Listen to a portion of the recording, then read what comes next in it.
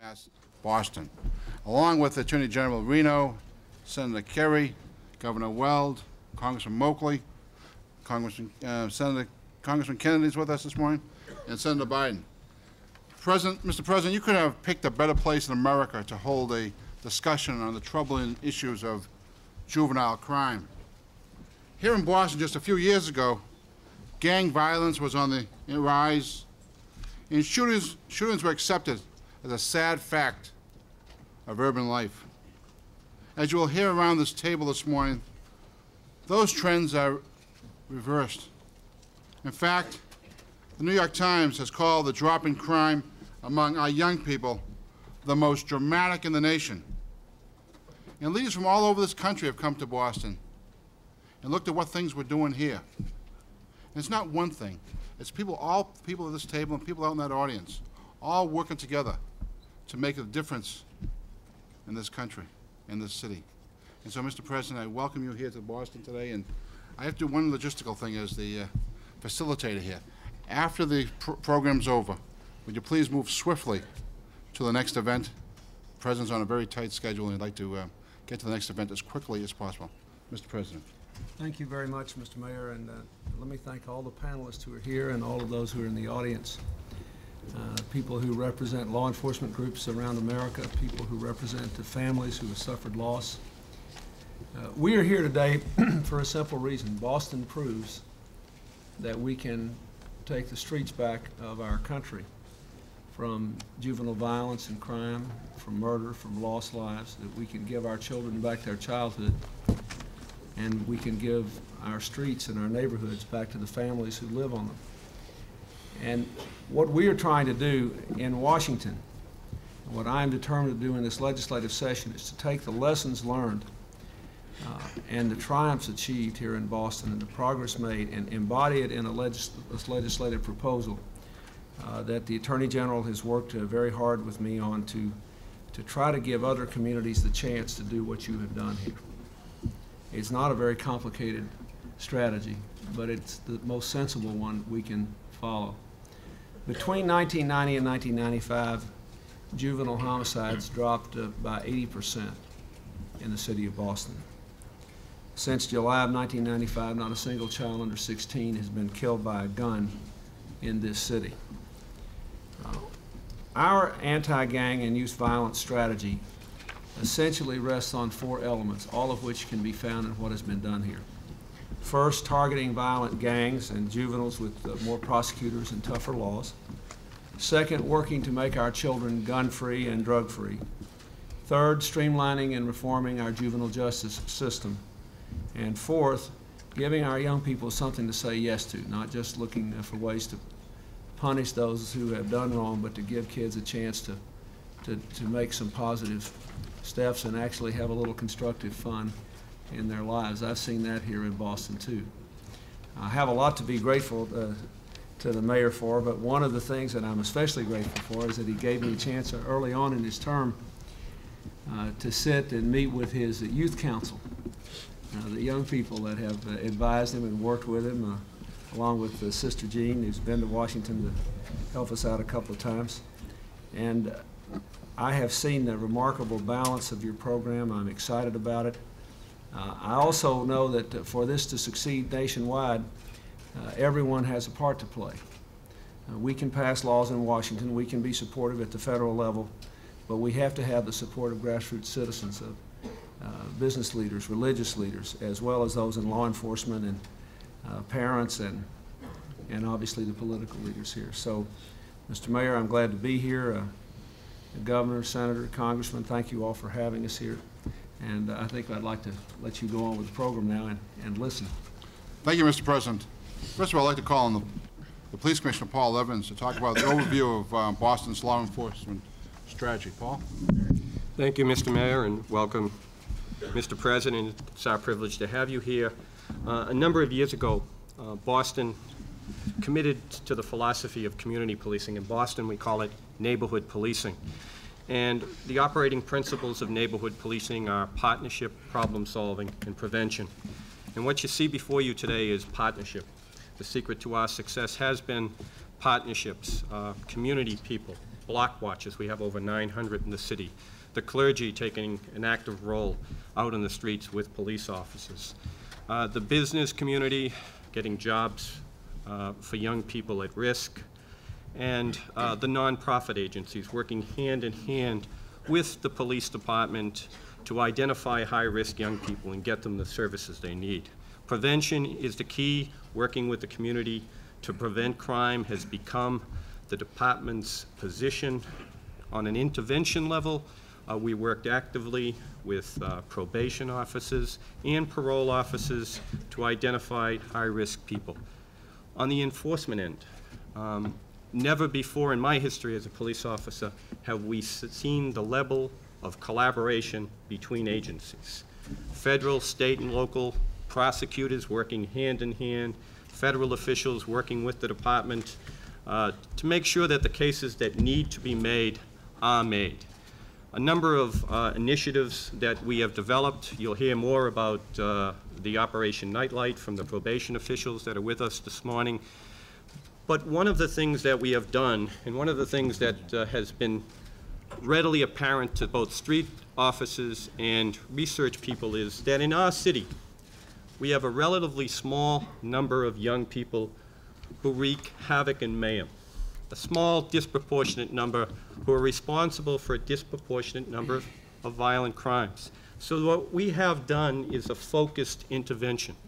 We have police officers and probation officers identifying those young people, ensuring that curfews are enforced, and targeting those young people, and making it very clear to those young people what the consequences are if they violate probation. If they do not stop violence, we will enact a zero-tolerance type to ensure that the young people in our city can go about and use our playgrounds and use our schools.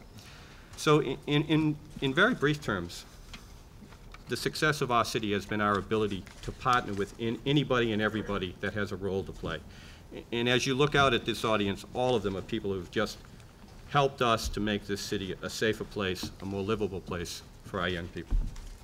Thank you, Commissioner. Commissioner talked about collaboration and people working with his department. And one of the groups in the city that's really worked with him is the probation department. And maybe Billy Stewart could talk about how the probation department has worked with the Boston Police.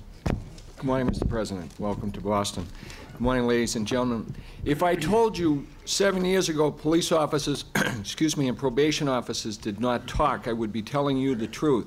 The viewpoint 7 years ago was the police had their problems, probation officers had their problems. We will solve our own problems and go from there. About 5 years ago, Chief Probation Officer Bernard Fitzgerald introduced me to two officers, Officer Bobby Myrna and Officer Bobby Fratellia from the anti-gang unit. We developed a relationship along with my partner, Richard Skinner. And we talked mutually about the young people that they would see out in the street at night who were all court involved. Coincidentally, these were the young men who were dying. These were the young men who were the victims of urban violence. A partnership was developed. I asked a very simple question. Why don't we hop in the back of your car and work with you at night? We used to work 8:30 to 4:30. We'll come back at night and ride around the neighborhood with you to enforce terms of probation. The first night we did this was November 12, 1992. We saw approximately 30 people who we knew were court involved out on the street. In the 5 years since, we've never seen that many. What they did, what we've done now, because of the unique powers that probation officers have, is we've gone into their house. Operation Night Night originally was on the street corner with a very strong message sent, you're not going to do this anymore. We're taking back control of the street. We're not going to let one kid ruin the quality of life for 100 people who live on this street. You are going to be held accountable. You're going to be held responsible. 4 years later, these conversations now are at a kitchen table or in a living room with the parent. We are allowing the young person to use us as an excuse not to be out on the street where the black hole of peer pressure has sucked him out into a gang. He now uses us as a reason not to be there. I have with me this morning a young man who would talk to you who has been a former client of ours who is doing well. What I would say in closing is, in 5 years, that we have run the program. 15 courts in the state of Massachusetts are doing this. Over 5,000 home visits have been done at night. 9 out of 10 parents thank us for coming. Thank God you are here. I need the help. You are giving it to us. What the message of a combined police probation officer endeavor does is sends the very strong message: we are with you, we will listen to you, but put the gun down. And the young people that we work with have done that. Thank you. Thank you very much. Thank you, Billy. I'd like to have one of the young gentlemen he just spoke about. Terry, want to talk about your experiences? How you doing, Mr. President? Well, I'm Terry Thompson. Well, first of all, I'd like to say, well, 2 years ago till today, I was shot in the back. I used to be on the streets, selling drugs or whatever, and I was arrested. I was put on probation. As Bill says, you know, it's true that they come to your house, they call, whatever. The probation officers aren't just people that you're supposed to check into. They become my friends also, you know. So with Yvonne Nelson, my probation officer, she helps me, you know, if I have a problem or anything, she helps me sort my mind out, what to do. She makes sure that I'm in at certain times, and she just told me the basics to keep myself out of jail and out of trouble. So the Operation Nightlight does really work, because she has come to my house plenty of nights, and I was in the bed, and if I wasn't there, I was at work. So now I'm working 2 jobs and trying to stay straight. And he's a client, mister. I said, have you ever referred as a client? I'm a client. I'm 19. You're 19 right now. And you're working 2 jobs? I was the first out of all of her, all the people she has on probation to get their GED, and ever since I've hooked up with Yvonne, and even though I've come off of probation, I've been in there time and time again with my daughter and my son, bringing them to see Bill, bringing them to see Yvonne, and everybody else inside the probation office. So I like those people. They're really fun. I like them. Good for you. You know? They're staying straight. There is a success story of Terry working with the probation department, and there's a lot of the models out there. Another fellow I'd like to have say a few words is Reverend Jeffrey Brown from the 10-Point Coalition. As we all know, the 10-Point Coalition has been doing a great job in the neighborhoods of our city over the last couple of years on summer jobs and working with young people. So, Jeffrey? Good morning, Mr. President. Good morning. You said a while back in a speech in Memphis that churches ought to become more visibly involved in community work, and the group I represent is a manifestation of that visible work. The 10-Point Coalition is an ecumenical group of clergy and laity united to combat the violence and the despair that we see out in the inner city. We provide hope and develop within our young people a spiritual discipline against the resentment that they feel. We realize that this mark of violence is pervasive, and that the suburbs and the rural communities see their future in our urban present. So we have been hooking up with the community. We've started a summer of opportunity, or helped to partner with the Boston Police Department to start a summer of opportunity. There has been much court advocacy work with young people, working with the judges and probation officers. We do outreach to the community, working with the Boston street workers, going out into the streets ourselves, into the night as people of faith. And it's critical, as we've seen in the inner cities, that communities of faith have a seat at the table if we're going to have any progress in the advancement of public policy into the 21st century. And as we face this dawning millennium and this increasingly diverse country, we ought to continue to develop more programs that will help us to realize that we're all tied together in a single garment of destiny. Thank you.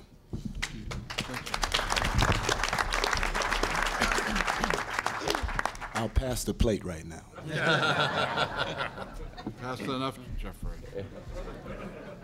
Hey, I was just thinking, if I might, that you had a remarkable phrase in your remarks that maybe those of us who live and work in Washington, along with the kids that you work with on the streets, need to develop. You said you're trying to help people develop a spiritual discipline against the resentments they feel. I think that's pretty good. We all need that. Thank you very much. Good for you. I'd like to have the District Attorney of Suffolk County, Ralph Martin, talk about some of the things he's been doing with safe neighborhoods. Thank you, Mr. Mayor. Mr. President, welcome. I think I speak for all of the prosecutors in the room. And John Kay, who's the president of the National DA's Association, is here, as are some of my counterparts from around the state.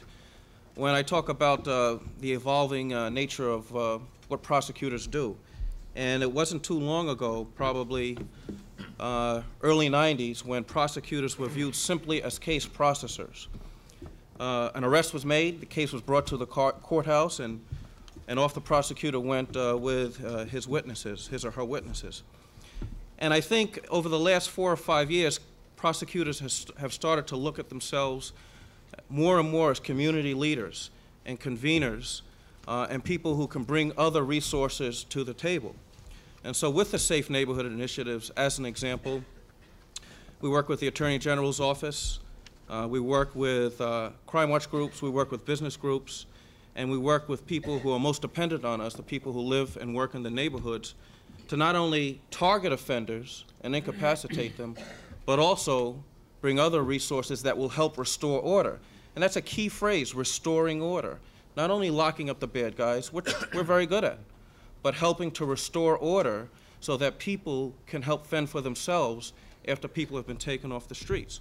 Or working in schools, convening working groups of teachers, probation officers, police, and others to figure out who the hardcore offenders are, who needs to be prosecuted, and who needs other types of intervention and prevention services. That's a new role for prosecutors, but one that we have risen to as we've been able to see success. Finally, I would say that what the public and the legislature and the governor have been very good at is giving us time to show success. You know, people in this world are often looking for a quick fix, but people have given us time to show success, and I think if given additional time, you know, it's like losing weight. You lose the first 20 pounds, and that's easy. The next 20 pounds are the hardest, and for us, the next 20 pounds... He didn't mean to take that personally. I was just pondering the wisdom of what you said. The analogy was not directed at anyone in particular. He's a Republican. But the point is, Okay, Ralph. I knew I'd end up in it. The point is that if given sufficient time, we'll be able to show even greater success. Thank you, Mr. DA. Thank you, I think. That's right. Just sit back and relax the rest of the morning.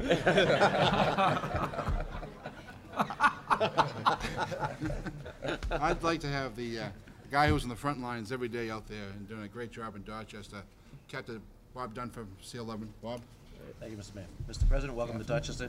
General Reno, you're always welcome in Dorchester. In Dorchester, what we have done gone right down to the Crime Watch, the Block Watch, the Neighborhood Association, is that we have created a community concept that we're about creating safe, secure, livable neighborhoods. We do that through ownership. We buy in. We do it through accountability, whether it's the man renewing his house on Dorchester, or a Joe Lang starting a new business on Geneva Avenue, or Mary Gannon running a crime watch. It's done at the grassroots level. It's accountability. There's a problem, you take ownership, you do something about it. The third element is communication. We do a lot of talking with each other, but more importantly, we listen to each other. We listen with the DAs, we listen with the street workers, we listen to the kids, we listen to the community people. They have a real voice in how we police Dorchester. Now, the challenges that we face is how do we deal with the complexity of the issues that are brought to the table by the community? How do we deal with the issue of fear? How do we deal with city services? How do we bring all those things together and be able to respond?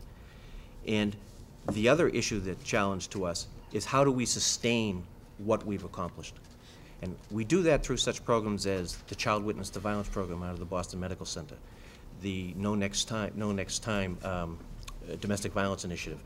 But I think the keystone of what we've done in Dorchester has been the Safe Neighborhood Initiative, where the Attorney General, the District Attorney, the Police Department, the Anti-Gang Violence Unit, the schools, the community, the clergy, have all come together to target one particular area where we have our most serious problems.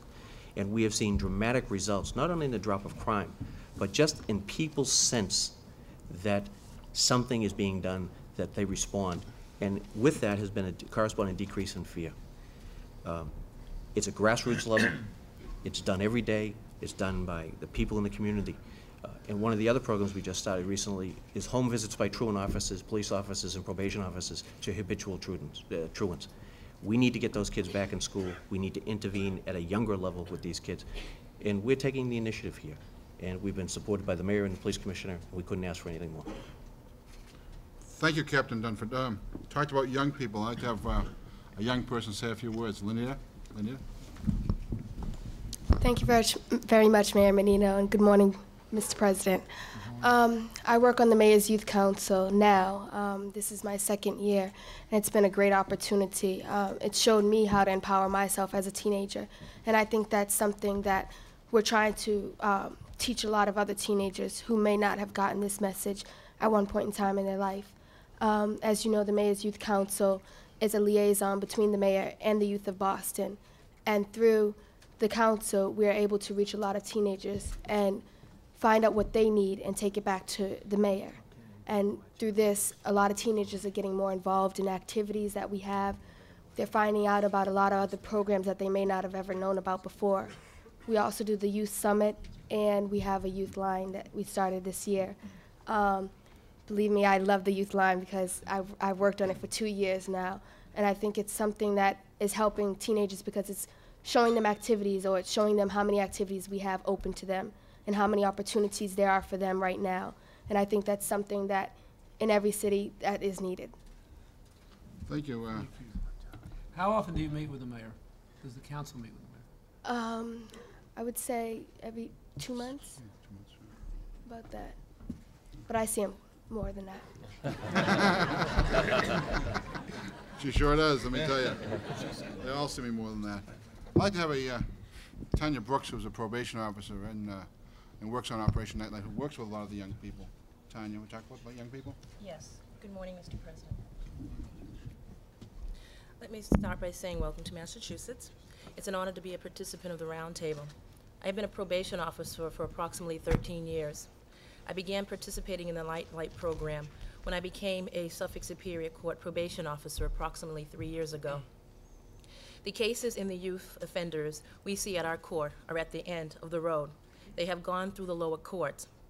These offenders are targeted for the Operation Nightlight visits. In addition to the Operation Nightlight program, my policy as a probation officer is to have probationers enrolled in school, employed, and participate in a job training program. I have my probationers, reporting weekly until they are full-time students or they have full-time employment. If my probationers have difficulty complying with the aforementioned rules, then they are instructed to report 3 times per week, then daily. At that time, I have the probationer bring in a newspaper, and I circle the places where they need to complete applications. They must return the following day by 9 a.m. with verification that they appeared at the places I circled. Also, they must have a copy of the daily newspaper to begin the process again. I'm known to my probationers as being difficult, tough, and unreasonable. But I have had probationers come to me at the completion of their probation and thank me for helping them, for being tough, which helped them obtain employment, treatment, as well as education. This makes all the complaints worthwhile. Thank you. Thank you, Tanya.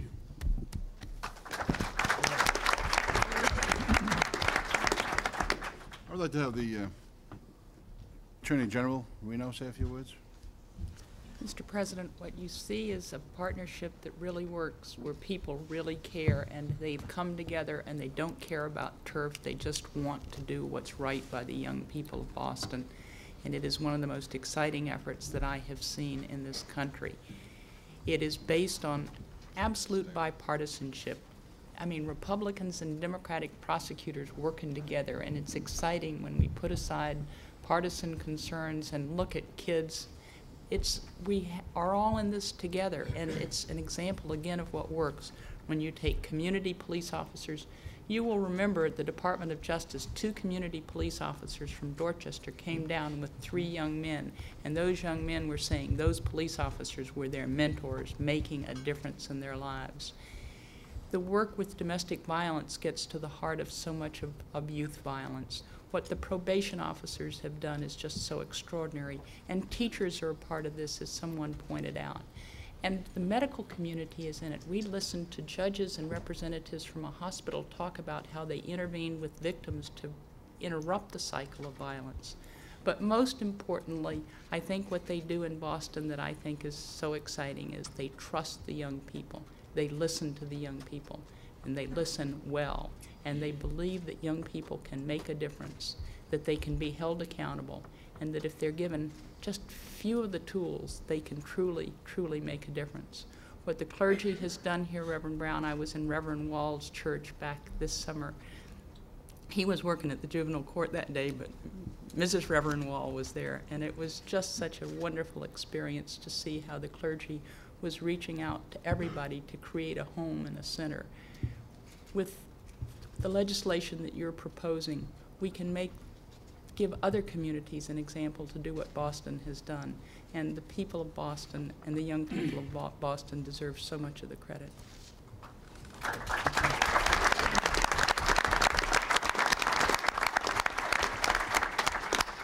Thank you very much. We do put a lot of investment in our young people, because in the city of Boston, the young people are our future. If we don't invest in those young people, we have no future. And that's why the things that the President has done for us in the city, and the crime bill and other packages that he sent to the city of Boston through educational grants have been very helpful to us over the last 3 years. And we have a very optimistic young people in our city, Lenita and Terry and other folks. We have hundreds of kids here today who talk about they have a brighter future today because of the programs that have been put in place in a partnership. That's what today's all about.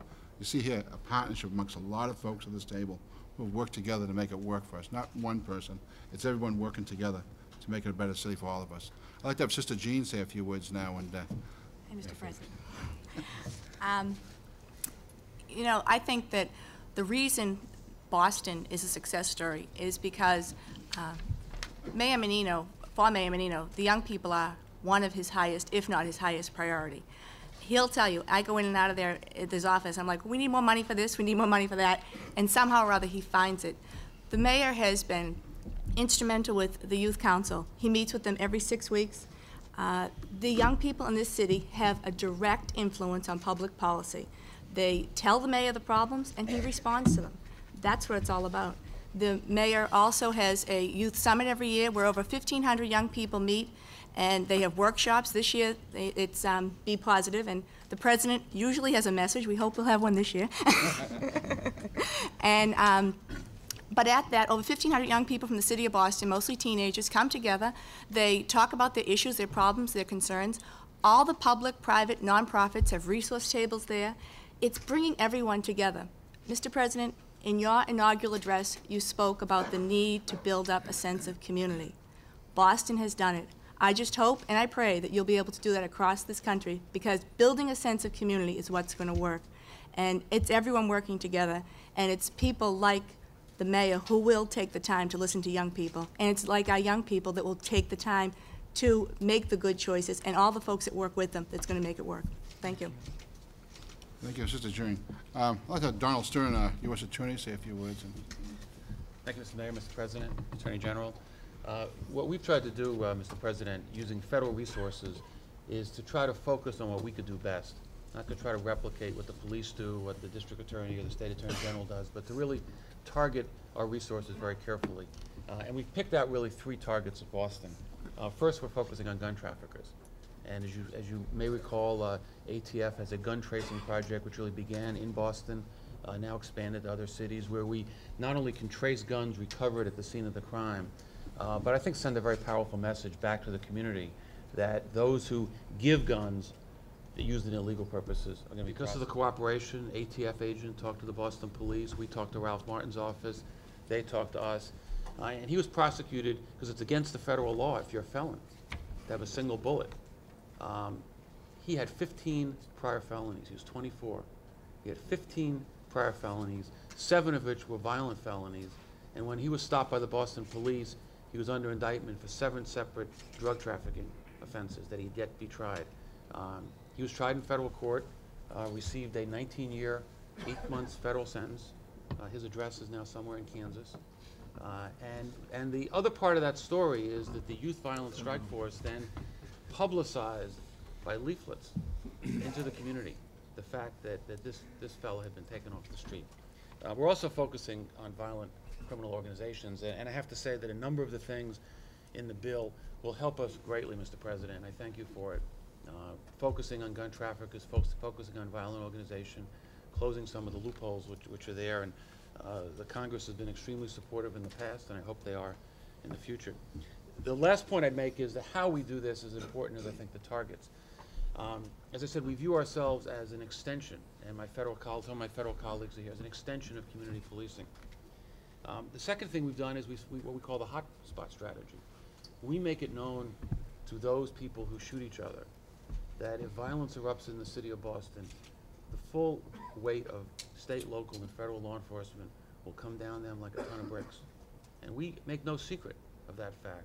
So, for example, in the Bowdoin Street area in Boston, when there were 2 killings about 6 months ago, we quickly, cooperating with Ralph Martin's office, we quickly did 4 or 5 federal cases, a couple of state cases, and the shooting stopped. And we told them that's why we did these cases, because you started shooting each other. Finally, we build, as you've heard, we build on the community efforts. We build on the 10-point coalition. We build on the street workers. We build on the Boston Coalition. We have the advantage of building from a law enforcement perspective on the good works that are out there. So thank you for drawing attention, Mr. President, to our efforts here. I do think that the legislation will take us even further. You will are now proposing additional tools, which from the federal vantage point will help us greatly. Thank you. If I could just say very briefly, in support of not only what the Justice Department's done, but also we have Ray Kelly here, who's our Undersecretary of the Treasury for Enforcement. We do recognize that one of our important roles nationally, and I want to thank all the members of the Senate and the House that are here for their support, but is to do what we can to at least disarm people who should not have guns. And I think, you know, the Brady bill's helped, the assault weapons bill has helped. The work the Treasury has done to try to be more disciplined in who can be federally licensed to sell guns has helped. There are fewer than half the number of people licensed to sell guns today than there were 4 years ago, fewer than half. And I thank you for that, for your efforts there. And in this bill, we have 2 other things. We extend the provisions of the Brady bill to violent juvenile offenders, and we require some sort of trigger or gun lock mechanism to be on guns that are in the reach of children. I think that's very important. I thank you for what you're doing.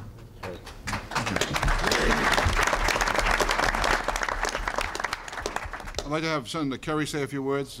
When the crime bill came out, he was really active in putting the 100,000 police officers on the streets. Senator Kerry. Thank you, Mr. Mayor. Mr. President, thank you very much for visiting with us to hear firsthand the remarkable success story here in Boston. And thank you also for your personal leadership on this issue. I might add parenthetically that the governor and I grew used last year to being on a podium together with one moderator between us. Never have so many of such stature been between us to keep the peace. As I listen to the comments here this morning, Mr. President, a couple of things leap out at me. One, there's a remarkable amount of leadership here, civic responsibility from the Attorney General, from the DAs, from the Police Commissioner, Mayor Menino, from people in this audience, corporations, the clergy, and there's been a coming together around an obvious crisis, which I think is an example to the rest of the country, and that's why you're here. But the second piece is that as they've cooperated, they have also been able to get critical resources. As a former prosecutor, I can remember the days when Scott and others and all of us would lament that we couldn't find the the probation officers. We didn't have the police. We didn't have the computers. We didn't have the ability to communicate. And indeed, there were turf struggles, and those the civic leadership has overcome. But the crime bill, with Joe Biden's help and yours and others, has been just a godsend. And what I think about as I sit and listen to each of the stories here is that, you know, these are programs that are working. I mean, you're talking about one program or another. Safe, drug-free schools is a program. The anti-delinquent effort is a program.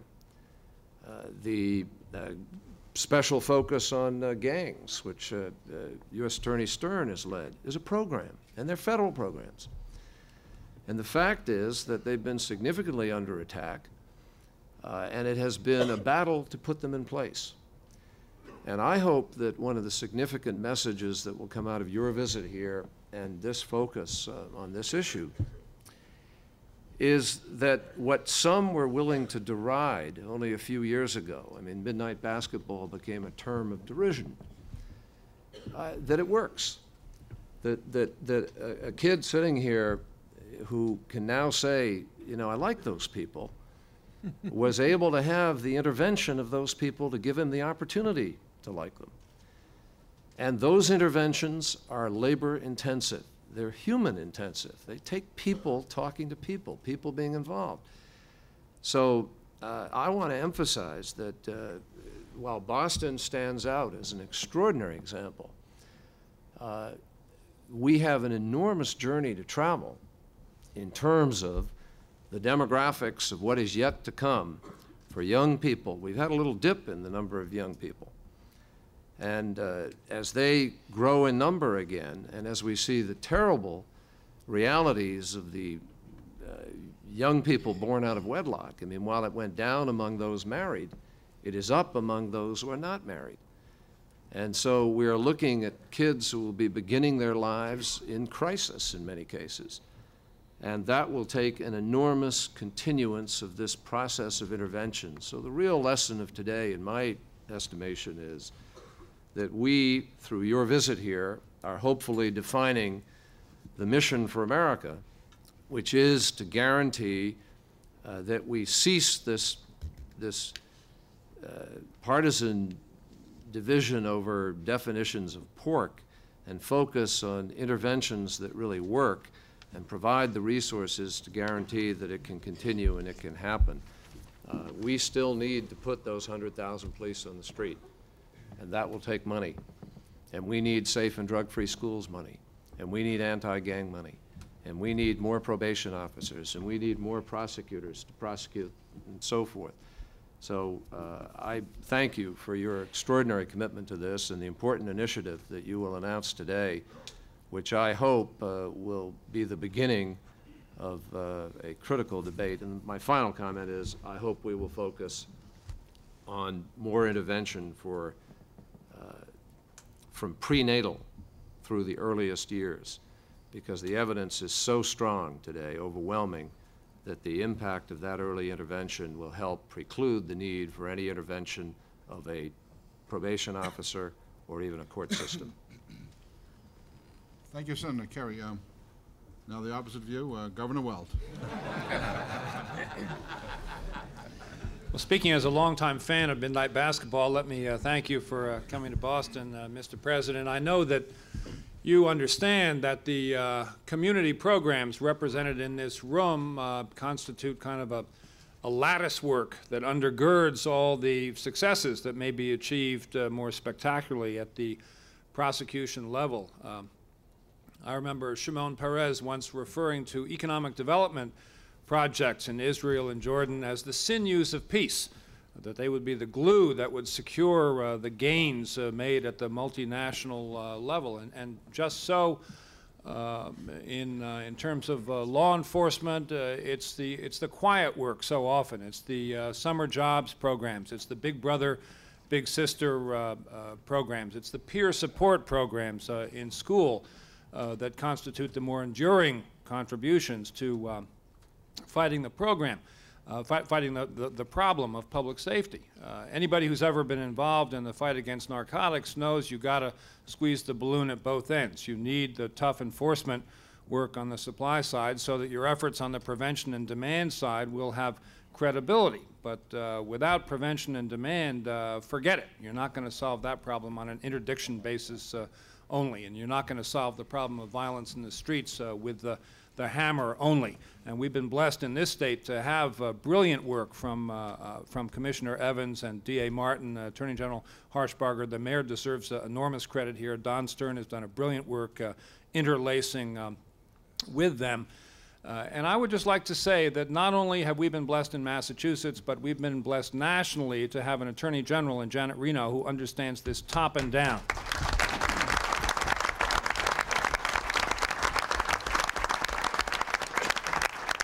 So we thank you and your Justice Department, Mr. President, and I do applaud and support in advance the measures that you're going to announce today. I think this is a seamless web. It's not just the public safety community work. It's the work we're doing on domestic violence, as Senator Kerry said, with the problems of fatherlessness and the early years of life. It all fits together, and it's frankly exciting to be a part of it.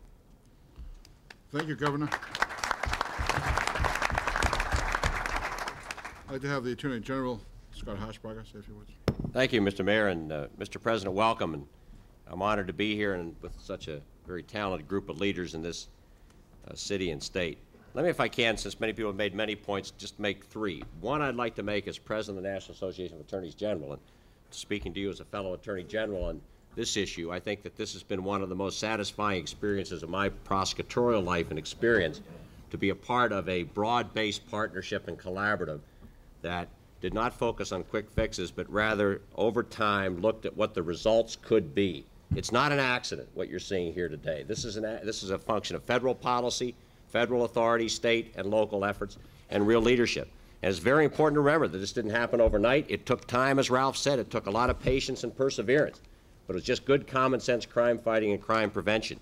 And I think you're spotlighting this by being here is the first time that prevention has ever gotten a headline. And I think that that's the most important thing that has happened in this city and state, is people have had the courage to say that prevention, the best crime-fighting strategy, the cheapest way to deal with public protection and public safety is to prevent the violence in the first place, prevent the victimization.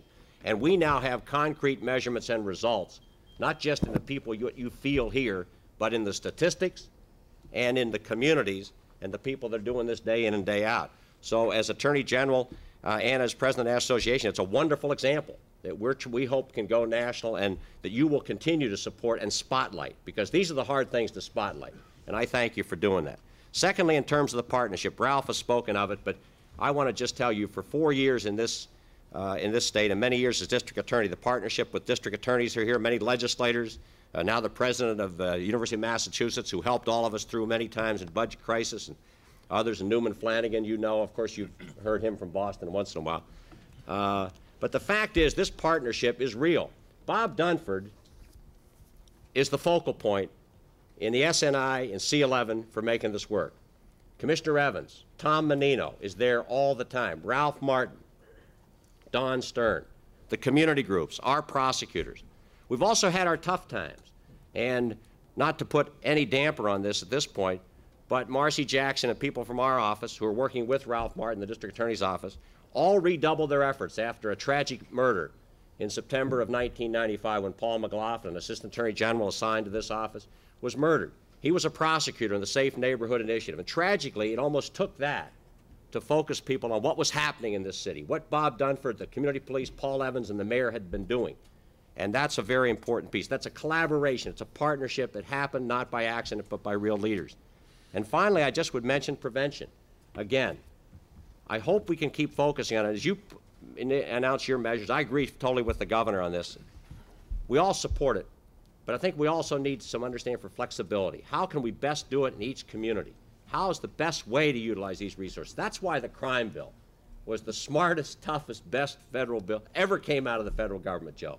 And with you and the president and John, it was just a masterpiece in getting that thing done, because that really produced flexibility at the local level and made this happen.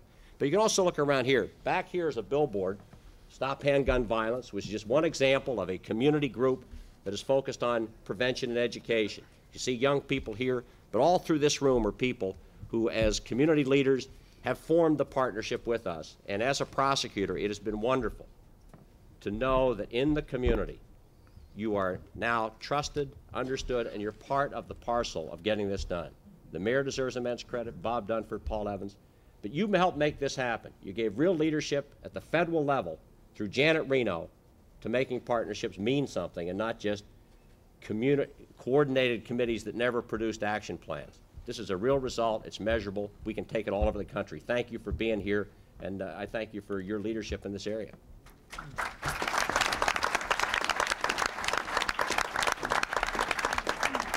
Thank you, Mr. Attorney General. Now I'd like to have Congressman Kennedy say a few words.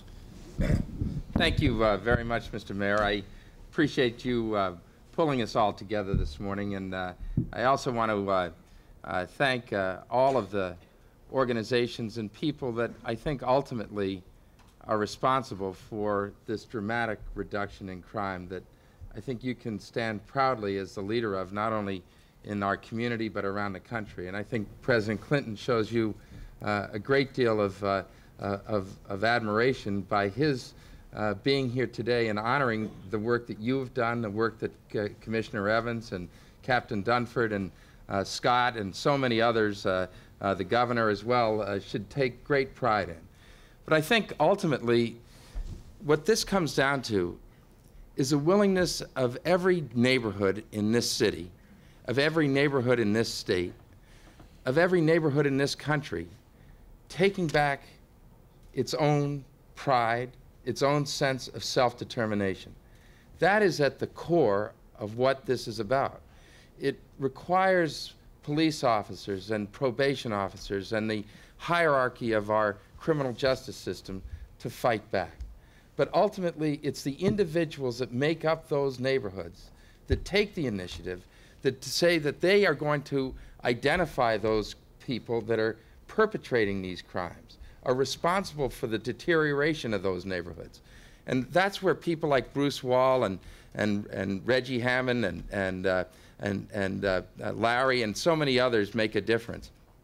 I just want to end by saying that I just wish that so many of the members of Congress that I hear when you proposed your crime bill last year, who stood up and made speeches about, you know, let them break rocks, or let's just put them in jail and throw away the key, and let's just block grant the whole program, and attacked midnight basketball and all the other programs that you sought hard to try to defend, as being sort of a soft-on-crime program. And what this shows is that if we stand behind our neighborhoods and give young people a chance, be tough on those that need toughness, but to be giving opportunity to those who seek opportunity, that we can truly make a difference. So thank you, Mr. President. Thank you, General Reno, and thank all of you for the work that you do in helping so many people in this state and around the country to fight back and to succeed. Thank you.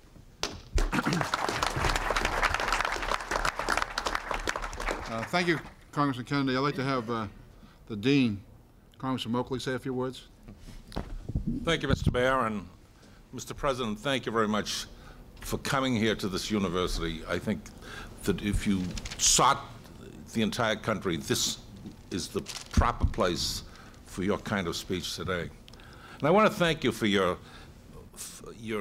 innovation when you came out with that crime bill, and you educated us in the Congress to how important it was. And when some people wanted to put the law enforcement aside and do away with the 100,000 police officers and build more prisons, you said no way, and you kept our feet to the fire. And you're responsible for all these organizations here that are talking about the good things that have happened. Without your bill, it couldn't have happened. So I look forward with everybody here to what additions you have to add to this crime bill, because I know that being a practicing attorney before I went to Congress, the probation officers, probably the last time they saw the client is when they signed him up in the courtroom after he gets sentenced. Today, they're riding in the back of police cars. Police officers and probation officers are talking. Everybody's talking. Everybody's given up their turf. And I'm a firm believer that if you give enough people latitude in credit, you can get anything done. So, Mr. President, I thank you for your idea on what this country needed to abate the horrendous crime problem. And I thank you on behalf of everybody here. Thank you. Thank you. Thank you very much, Congressman Moakley. I'd like to have Senator Biden say a few words, an individual from another state, and he's heard a lot this morning about how we're doing in Massachusetts. Well, thank you very much, Mr. Mayor, Mr. President, and President Clinton.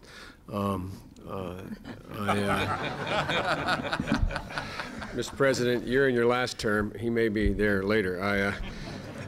And I'm more afraid of him than I am of you. So am I. I understand why. We both are. I am here to listen, but I've heard a message that the leadership in the Congress, and I've had the pleasure of working with the President and the Attorney General, and seen that the proposal the President is about to speak to is introduced and hopefully passed, Joe, through our Congress. I think there's two clear messages that you've all echoed here. One is that the fight, Governor, on the crime bill is over. I spent 7 years on the floor of the Senate on that issue. Now nobody fights it anymore. What's happened is the message that the press should understand, because the press never understands this with all due respect, is it worked. We can fight crime. There is a skepticism about the ability to affect our neighborhoods through any legislative effort. It has been so decried. When I first drafted the crime bill, I heard time and again, this is just more of what we've done before. We had never done it before. It's like that quote by G.K. Chesterton. He said, "It's not that Christianity has been tried and found wanting; it has been left untried. It has been left untried and failed." I screwed up the end of the quote, but the point is, it didn't get done. We never tried it before. We didn't put 100,000 cops in the street. The previous 20 years in the 50 largest cities in America, we increased by 1%, the number of police officers in the street. The violence against women legislation, which is the single proudest thing that I've ever been associated with. It's working. It makes a difference. And so the message I come from here is this is not about rocket science. This is not that complicated. But all the community effort, in my observation, that has gone on in this great city with such great success would not go on were it not for the fact there's some money and there's some structure to hang it on. The governor talked about the lattice work. Part of the lattice work has been the legislation. Without 100,000 cops, we would not be doing what we're doing now, which is the second piece here. And the second piece is probation. The Attorney General came to me when that crime bill was written. Before you became president, Mr. President, as you know, we talked about this, I drafted the crime bill. And what happened was everybody said I had too much in there for prevention. A third of it was prevention. Ray can tell you who wrote that piece, and also Scott. The police sat at my conference table for 4 months. The cops wanted prevention money. The cops. And some of our right-wing friends talked about it as social spending. The cops wanted it. Well, one debate is over. The debate is over about whether or not we should have cops on the street, community policing, whether or not it works. Now I hope we're about to put to bed a second debate, and that is that prevention is a waste of money. Without prevention, all of what you've accomplished so far is going to come a cropper pretty soon. And I conclude, Mr. President, by saying after school, after school, after school, after school, after school. I can't say it enough. When we first wrote that report pointing out that the majority of violent crime committed by young people is committed between the hours of 3 in the afternoon and 6 in the afternoon, it doesn't take a rocket science again to figure out. That's when parents aren't home, even in homes with parents. And so, Mr. President, the focus on prevention and probation officers. As I said, the Attorney General, when she first got sworn in, I'll never forget her coming in the office and saying to me there were 2 things she thought were critical in any crime bill.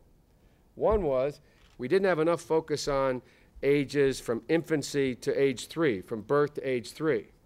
And second thing she said was, if you don't combine probation and police, none of this goes anywhere. Boston's done it. Boston set the example. I think Boston is giving you the opportunity, Mr. President, of taking this case to the nation with one of the nation's leading governors and a mayor who is well known and getting better known across the country, and say, hey, it works in Boston. This is not something that's some silly social contract made up by a bunch of liberal Democrats saying that if we just took care of poverty, we'd have no problem. The truth of the matter is it works. You've got a great opportunity here, Mr. President. I'm looking forward to working with you on your legislation, and I'm sure with Senator Kerry and others leading this effort, we'll be able to, hopefully 2 years from now, end the debate about whether or not prevention's important. Prevention's critical. This is the next shoe to drop. You're the guy to drop it for us. And I thank all the people for allowing me to be here. Mr. Mayor, thank you. Thank you, Senator.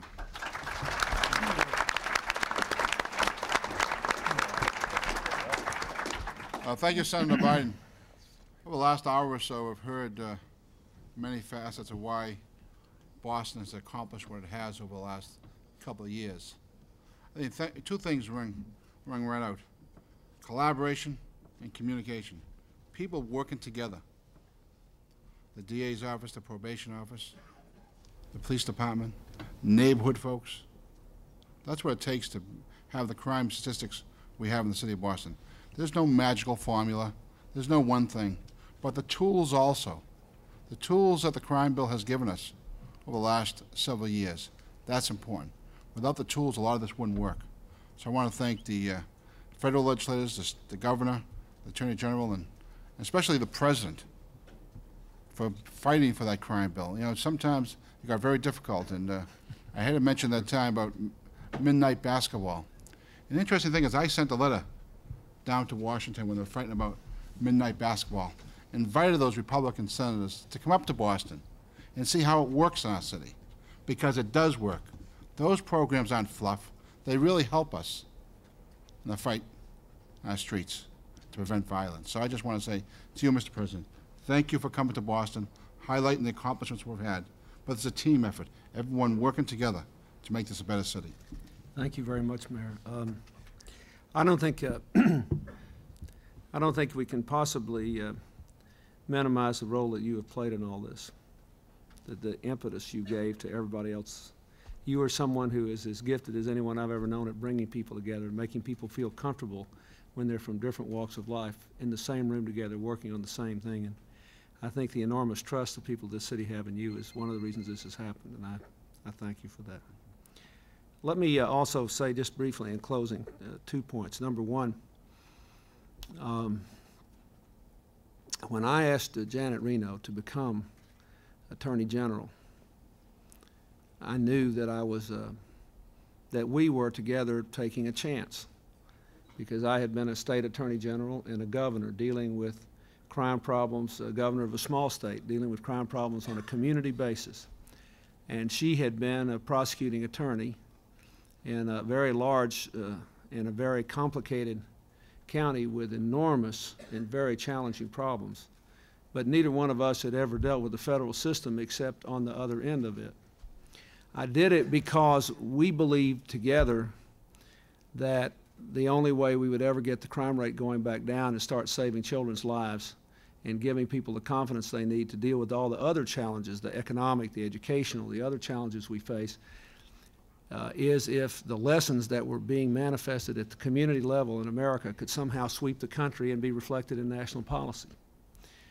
When I became president and I discovered that Senator Biden, as then the chairman of the Senate committee that had control over this legislation, believed the same thing, we faded a lot of heat and became vulnerable to a lot of very, what was in the short run quite effective political rhetoric. You know, we were trying to take everybody's guns away and throwing money at these problems and all that. But you see, now 4 years later, we know the truth, that what we have tried to do is simply give more people like Mayor Menino and Probation Officer Brooks and Commissioner Evans and Captain Dunford and all the others a chance to succeed all over America. That's what we try to do. It is a very simple strategy, but it will work. It will work. And today the juvenile program I'm going to announce is basically an attempt to take what you have proved works here and give those tools to every community in the nation to follow. because let me just say, no disrespect to anybody else, but you know, the people I listened most closely to today were Terry and Lanita, because they're going to be around here long after I'm gone. And what we have to do, the rest of us, is to construct a system that works for them and that works for parents like the Sherrys who lost a child because of the failures of America and who have spent their lives now trying to make sure it doesn't happen to anybody else. So this is a huge deal.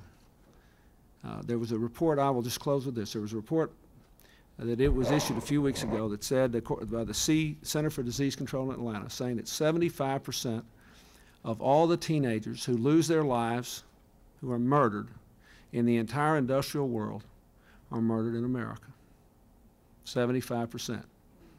Now, which will make it possible for you to solve it. That's what we're trying to do. But let's not forget what the stakes are.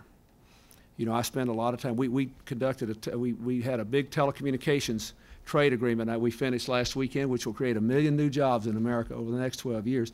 I want every child in Boston to be alive to have a chance to get one of those jobs. Let's do first things first. Let's get this done, and let's remember that what we're really trying to do is make what you've done here possible for children and communities all across America. Thank you very much.